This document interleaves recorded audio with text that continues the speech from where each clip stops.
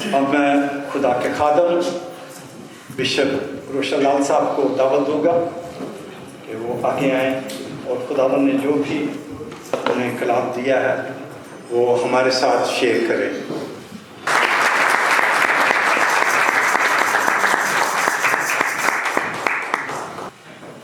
کتنے لوگ جانتے ہیں کہ ہم آج کیوں اکٹھے ہوئے ہیں؟ ذرا ہاتھ کھڑا کریں گے۔ Why we are gathered today? Can you raise your hand? Well done. So some people they know, some people they don't know. But آج ہم سب شکر گزاری کی دعا کے لیے اکٹھے ہوئے ہیں، لیکن یہ شکر گزاری ہم کیوں کرنے جا رہے ہیں؟ ہم آج کلام میں سے اس بات کو سیکھیں گے۔ عزیزو، میرا بھائی شاید خود اپنی گواہی دیں گے، لیکن میں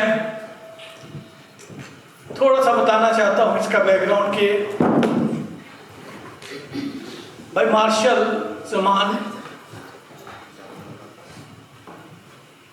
اس قدر تکلیفوں اور بیماریوں سے گھر کر اور ان سب مشکلوں سے گزر کر باہر آئے ہیں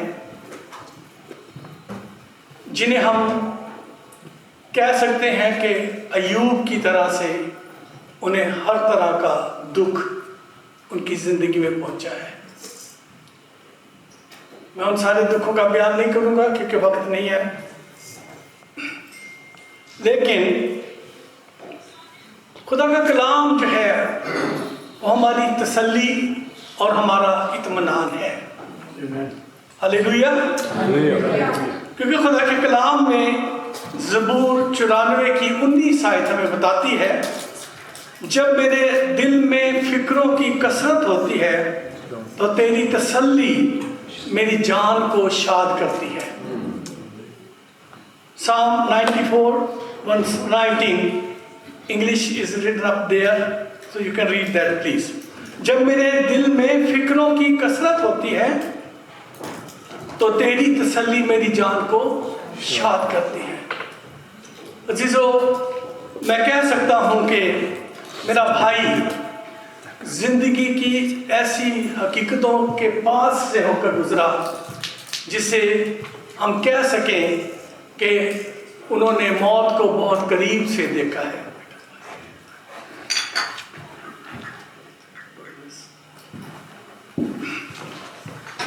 لیکن میں خدا کا شکر ادا کرتا ہوں کہ اس ساری فکروں کی کثرت کے باوجود خداوند اور اس کا کلام ان کی تسلی بنا اور ان کے دل کو شاد کیا۔ آپ میں سے کتنے لوگ جانتے ہیں کہ دلوں کی جو فکریں ہیں یا فکروں کی کثرت ہے اس کا انجام کیا ہوتا ہے؟ کہ بتا سکتا ہے ہاتھ کھڑا کر کے؟ جی، ہارٹ اٹیک ہوتا ہے، ٹھیک ہے، جی ہاں، بلڈ پریشر اور اسٹریس اور بہت ساری بیماریاں۔ لیکن خدا کا کلام جو ہمیں بتاتا ہے، بھائی نے پہلے انڈیکیٹ کیا، امثال 12 باب کی 25 آیت میں لکھا ہے، آدمی کا دل فکر مندی سے دب جاتا ہے۔ آدمی کا دل فکر مندی سے لیکن اچھی بات سے خوش ہوتا ہے۔ عزیزو، جب بھائی کو بہت ساری بیماریوں نے آ گھیرا تو معاشی طور پر اپنے بھی دور تھے اور جنہیں ہاتھ رکھنا چاہیے تھا وہ بھی ان سے دور تھے۔ آج میں کلیسیا سے ایک خاص خبر دینا چاہتا ہوں۔ آپ میں سے کتنے ہیں جو اپنے پادری صاحبان کو فون کر کے کہتے ہیں کہ آپ کا کیا حال ہے and what can we do for you? How many of you in the church are calling to your pastor or his wife and telling them what can we do for you and how are you? कोई हाथ खड़ा करेगा? 1 2 3, बहुत कम लोग हैं। क्यों? क्या वो इंसान नहीं है? क्या वो आपकी तरह गोश्त पोश नहीं रखते?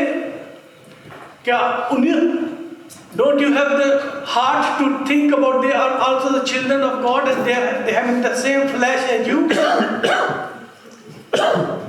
So why don't you feel like to call your pastor and say, Pastor, how are you? And what can we do for you?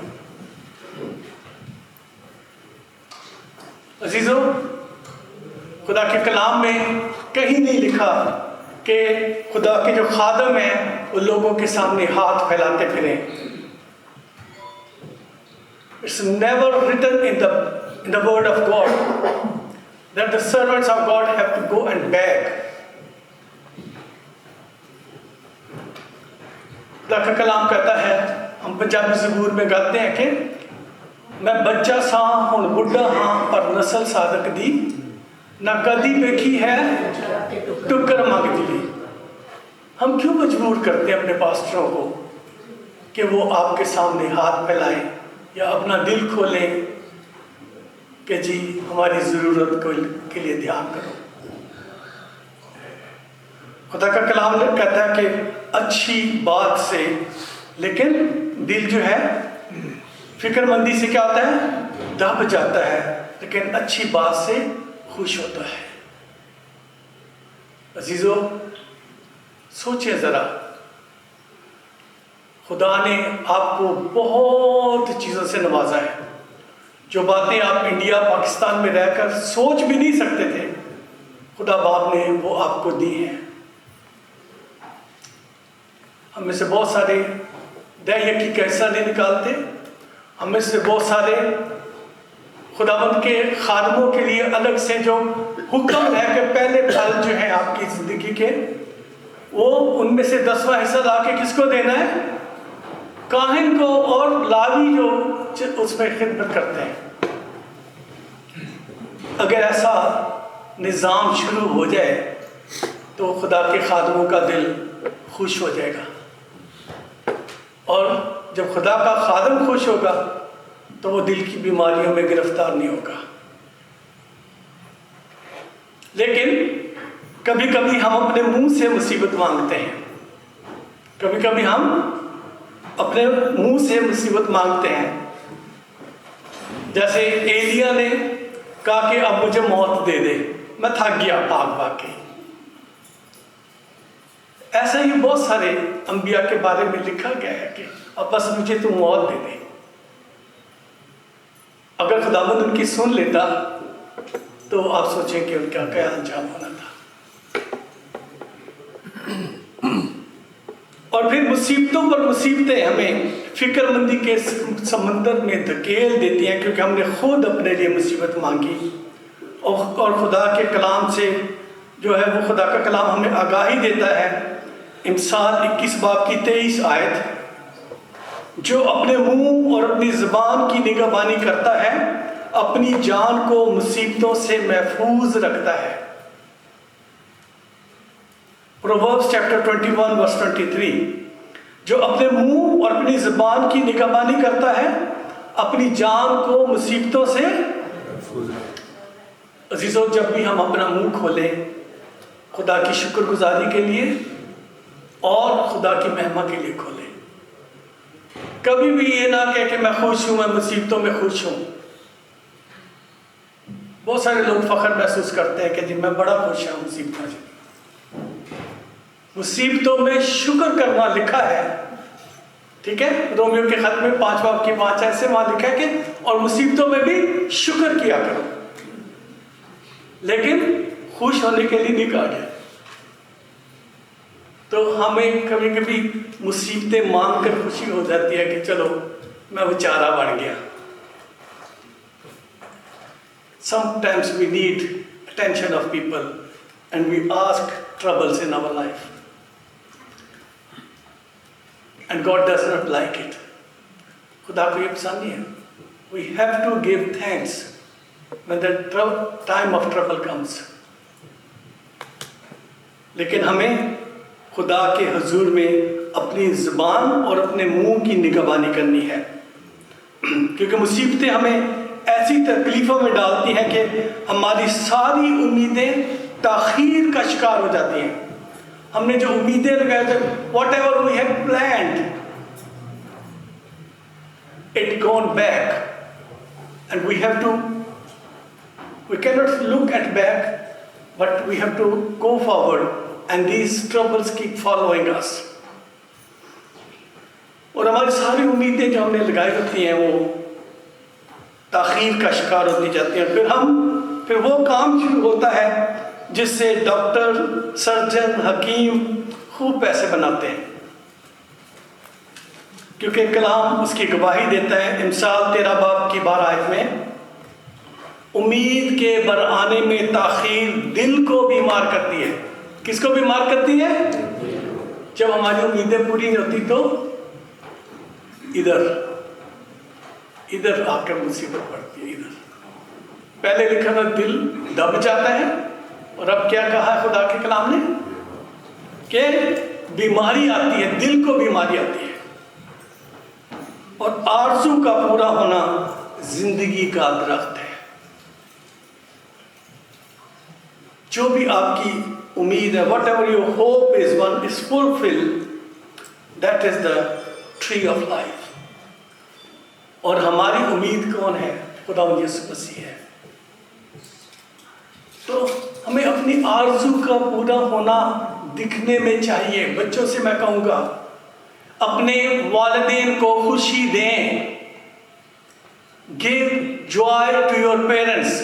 do something whatever is possible and give joy to your parents. bring joy to your parents.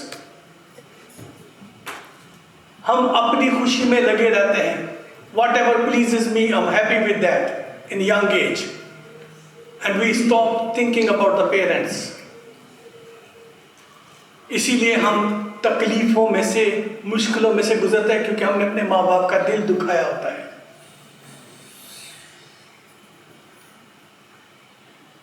So, I would like to request all the children, youngsters, those are here, and wherever this message will go online, do not ignore your parents. Bring joy to their heart if you want to have a joy in your life. عزیزو، کبھی کبھی خدا ہمیں ایسی مشکلوں سے گزار کر ہمیں کچھ سکھانا چاہتا ہے. زبور نویس 119 زبور کی 71ویں آیت میں، Psalm 119 verse 71، اس میں لکھا ہے اچھا ہوا کہ میں نے مصیبت اٹھائی تاکہ تیرے آئین سیکھوں. اچھا ہوا کہ میں نے مصیبت اٹھائی تاکہ تیرے آئین کو سیکھوں. اس میں داؤد نبی کی مثال آ جاتی ہے، اور اسی طرح سے ہم ایوب کو بھی دیکھتے ہیں کہ مصیبتوں میں سے گزار کر خدا نے اسے سرفرازی بخشی تھی. کبھی کبھی خدا ہمیں ایسے حالات میں سے گزرنے دیتا ہے تاکہ ہمیں اپنوں اور پرایوں اور دوستوں اور دشمنوں کا اندازہ ہو سکے کہ کنے کے سجن ہے گنے آسے پاسے جڑے آئی لو یو کہندے نے اور چھری لکوئی ہوندی ہے. عزیزو، زبور 34 کی 19 آیت میں خدا فرماتے ہیں صادق کی مصیبتیں بہت ہیں لیکن خداوند اس کو ان سب سے رہائی بخشتا ہے. صادق کی مصیبتیں بہت ہیں لیکن خداوند اس کو ان سب سے، اگر آپ نہیں دے سکتے تو خدا تو لازمی دے گا اپنے لوگوں کا رہائی. بہتر ہے کہ آپ کا حصہ اس میں ہو تاکہ یاد رکھا جائے زمین پر بھی اور آسمان پر بھی. آپ کا ہر ایک حصہ جو خدا کے لوگوں کے لیے، خدا کے خادموں کے لیے، خدا کے چرچ کے لیے، کلیسیا کے لیے جو دیا گیا ہے اچھے کام میں، ایک دن ضرور آپ کو اس کا پھل زندگی میں بھی نظر آئے گا اور آسمان پر تو ملنا ہی ہے۔ عزیزو، آج شکر گزاری کا دن ہے۔ ہم سب کے لیے ان تجربات اور ان کلام سے سیکھنے کا دن ہے یہ،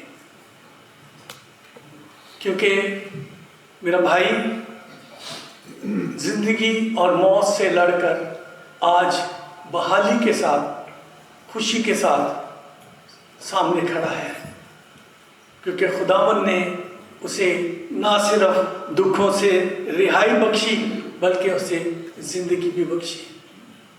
مجھے بھرائی ہوئی آواز اپنی بہن کی یاد ہے آپریشن سے پہلے، مسز مارشل کی۔ مجھے بھائی کا جو زندگی کا خوف تھا وہ بھی یاد ہے۔ لیکن کتنے لوگوں نے یہ جاننے کی کوشش کی ہوگی اور تسلی کے لیے ان کے ساتھ کھڑے ہوئے ہوں گے۔ میں صرف پاسٹر صاحبان کے لیے نہیں کہتا، اپنے پڑوسیوں کی طرف دیکھو۔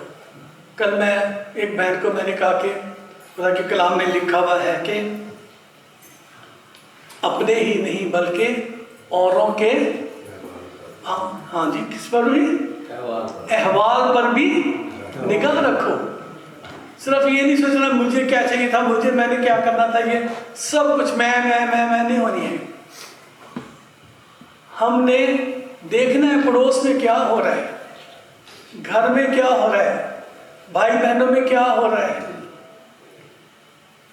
کیا ہمارے پاس وقت ہے کہ ہم جا کر پردیسی لوگوں کی خبر گیری کریں، ہاسپٹل میں جا کے کسی کو ملیں، کہ بیٹھ کے کسی کے لیے تھوڑی دیر کے لیے دعا کریں؟ اور اگر آپ دعا کرتے ہیں تو آپ ضرور ان کے ساتھ فون کر کے ان کے ساتھ دعا کریں۔ ادروائز تو بے شک خدا تو سنتا ہے تو آپ کی تنہائی میں دعائیں، لیکن جنگل میں مور ناچا کس نے دیکھا؟